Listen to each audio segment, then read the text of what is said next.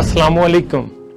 मेरे दोस्त तौकीर भुमला साहब ने एक पाकिस्तानी की उस अजीम कामयाबी का जिक्र किया है कि जिस पर दुनिया का हर मुसलमान रश्क और फख्र कर सकता है। इस अजीम कामयाबी को हासिल करने वाले पाकिस्तानी के बचपन का जिक्र करते हुए कहानी के अंदाज में तौकीर साहब एक वाकया बयान करते हैं। वाकया यह है कि दरवाजे पर जोर जोर से दस्तक हुई। बूढ़े शख्स ने दरवाजा खोला तो हमसाये और अहले मोहल्ला सारे इकट्ठे थे। तेवर तो गुस्से वाले थे, जिन्हें देखकर घर से बरामद होने वाले बुजुर्ग थोड़ा सा परेशान हुए और पूछा, क्या बात है, सब खैरियत है ना?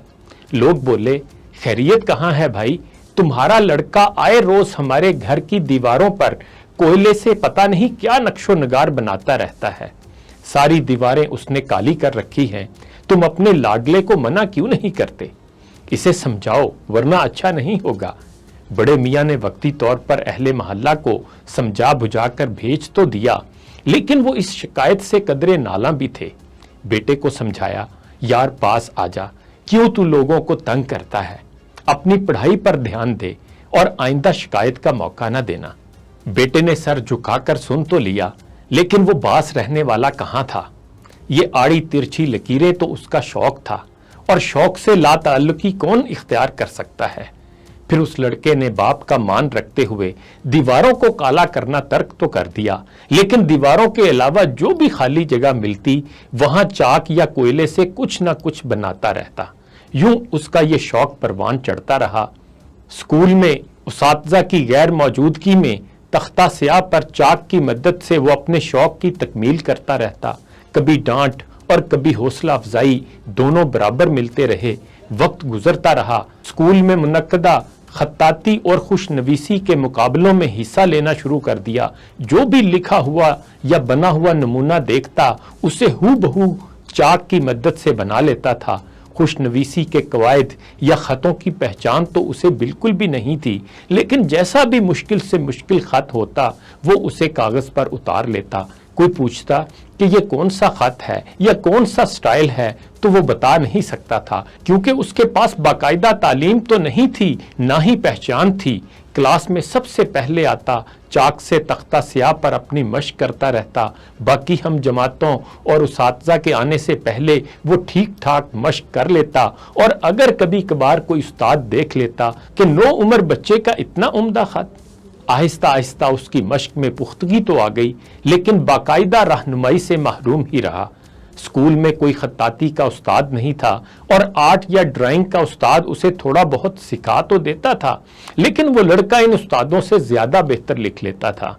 छोटे छोटे मुकाबले जीतते हुए मोहल्ले में भी बैनर और इश्तिहार लिखने वाले की हैसियत से पहचान बनवा ली। इसी दौरान 10 जमातें पास कर लीं। फिर आगे तालीम जारी रखना मुश्किल हो गया तो स्कूल जाना छोड़ दिया। अब वो ब्रश और रंग लेता और गलियों मोहल्लों में निकल जाता, लोगों की दुकानों पर नाम लिखता, बैनर लिखता और चंद पैसे कमाता। इस काम से उसे तस्कीन नहीं मिल रही थी। वो इस काम को अपना ओढ़ना बिछोना बनाना चाहता था, लेकिन उसे कोई राह नहीं मिल रही थी। स्कूल जब छोड़ दिया तो वक्त की फरावानी भी हो गई और काम में रवानी भी हो गई। एक दिन उसे कहीं से एक किताब मिल गई जिसका नाम था खुशखती सीखें। इस किताब में उर्दू और अरबी के खतों के मुतल्लिक मालूमात थीं, जैसे ब्रश, कलम और रंगों की बुनियादी मालूमात। इसने वो किताब हिफ्ज़ कर ली और खतों की शक्लें याद करके उनकी मशक शुरू कर दी।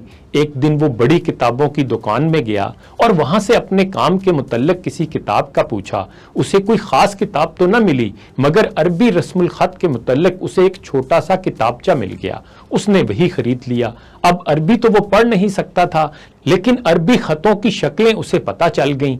छोटे छोटे काम करते हुए वो बड़ी कंपनियों और अदारों के काम करने लगा। एक दफा कराची की एक मसरूफ शाहरा पर वो यूं ही रूटीन के तहत ताज कंपनी का साइन बोर्ड लिखने में मसरूफ था कि एक बड़ी गाड़ी उस बोर्ड के नीचे आकर रुक गई और गाड़ी में बैठे शख्स ने उसे नीचे आने का इशारा किया। वो नीचे आया तो देखा उससे मुखातिब एक अरबी शख्स है, और अरबी जुबान से तो वो नावाकिफ था। उस बड़ी गाड़ी के पीछे एक छोटी गाड़ी भी आकर रुकी। उसमें अरबी शख्स के जानने वाले पाकिस्तानी अफराद थे। वो नीचे उतरे और उस लड़के से कहने लगे कि शेख चाहता है तुम उसके साथ सऊदी अरब चलो और वहां जाकर उसके लिए खत्ताती का काम करो। लड़का कहने लगा, मुझे तो अरबी बोलना और लिखना आती ही नहीं, मैं कैसे ये काम करूंगा। तो उस अरबी शख्स ने बताया कि तुम जिस खत में ये बैनर लिख रहे हो ये अरबी का मशहूर खत है और इसे हर कोई लिख भी नहीं सकता। तुम तो इसे कमाल महारत से लिख रहे हो और कहते हो मैं जानता भी नहीं।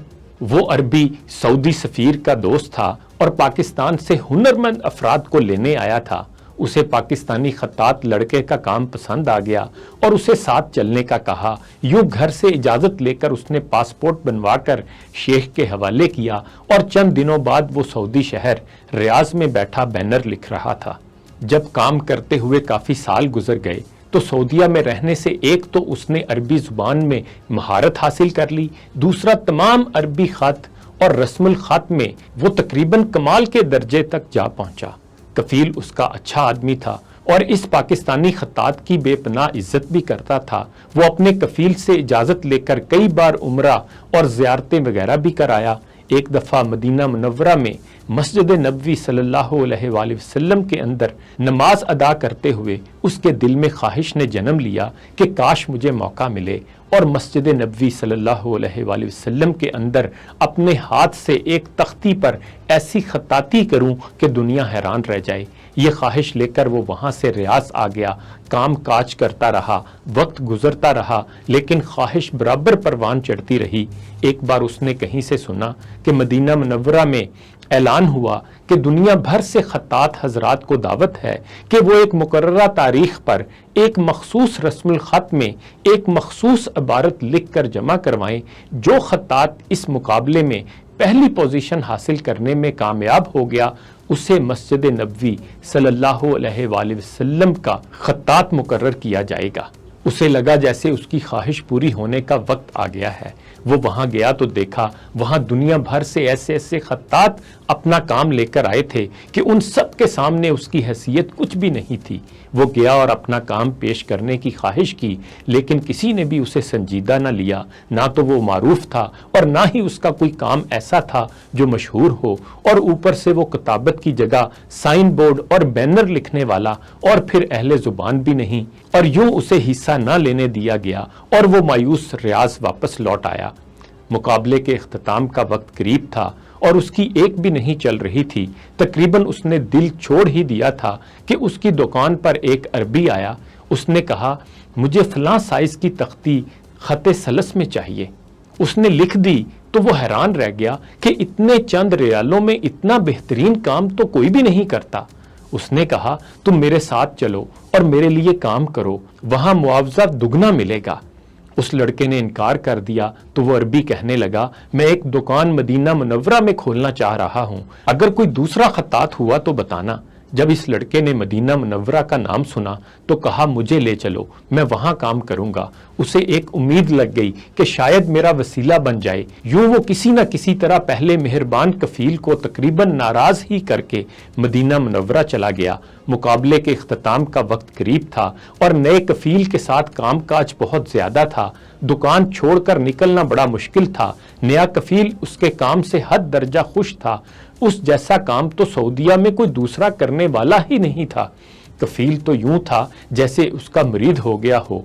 उसे बेहतरीन खाने खिलाता, जब भी मिलता तो हाथ और माथा चूमता, गर्ज बड़ी आओ भुगत करता। उसने एक दिन कफील से अपना मुद्दा बयान किया कि मैं मस्जिद नबवी सल्लल्लाहु अलैहि वसल्लम में खत्ताती के मुकाबले में हिस्सा लेना चाहता हूं, मेरी कुछ मदद कर दो।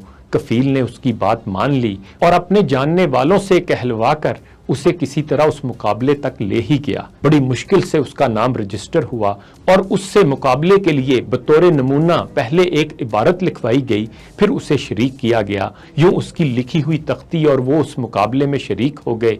मुकाबला ख़त्म होने के बाद नताइज के ऐलान का दिन था। दुनिया भर से अरबी रस्मुल ख़त के उस्ताज़ा के दरमियान इस अजमी का काम क्या हैसियत रखता था। बहरहाल मुकाबले के नतीजे का ऐलान हुआ। नतीजे ने सबको हैरान कर दिया। دیا اور خلاف وہم و گمان وہ غیر عرب شخص دنیا بھر کے ماہر عرب خطاطوں کو پچھاڑ کر اول انعام کا حقدار ٹھہرا۔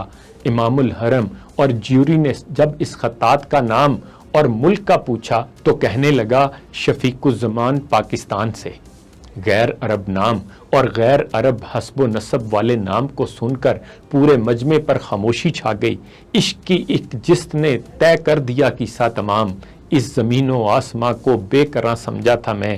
عرب کے خطاط ایک دفعہ حیران رہ گئے کہ اجنبی نام اور غیر عرب کیسے اہل عرب سے جیت گیا، اور جیتا بھی وہ شخص جسے آخری لمحات تک مقابلے میں شریک ہی نہیں ہونے دیا جا رہا تھا۔ یوں جناب محترم شفیق الزمان کی خوش نصیبی اور سعادت کہ ایک تختی لگانے کی خواہش دل میں جاگی، اور کہاں در و دیوار کو منقش اور منور کرنے کے لیے مسجد نبوی صلی اللہ علیہ وآلہ وسلم کا خطاط مقرر کیا گیا۔ آہستہ آہستہ وہ وہاں کے تمام خطاطوں کے استاد بن گئے۔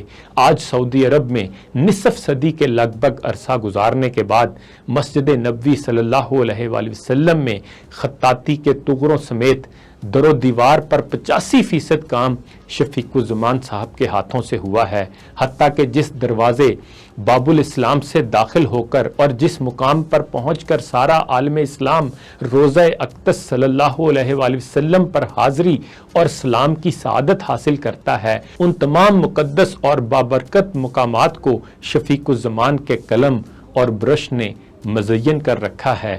ایک اجمی کا خطاط مسجد نبوی صلی اللہ علیہ وآلہ وسلم کا وظیفہ پانا ایک معجزہ اور ایک سعادت سے کم نہیں۔ آج بیت اللہ کے امام صاحبان حرم مدنی کے خطاط سے ملاقات کو سعادت اور فخر سمجھتے ہیں۔ حرمین الشریفین میں خطاطی کے تمام کاموں کے لیے شفیق الزمان سے مشاورت کی جاتی ہے۔ شاید ان کو کسی کی یہ دعا لگ گئی جو کسی شاعر نے ان الفاظ میں کسی کو دی تھی کہ عروج ایسا عطا ہو تجھے زمانے میں کہ آسماں بھی تیری رفتوں پہ ناز کرے۔ انہی گزارشات کے ساتھ عابد اقبال کھاری کو اجازت دیجیے۔ اپنا خیال رکھیے گا۔ اللہ حافظ۔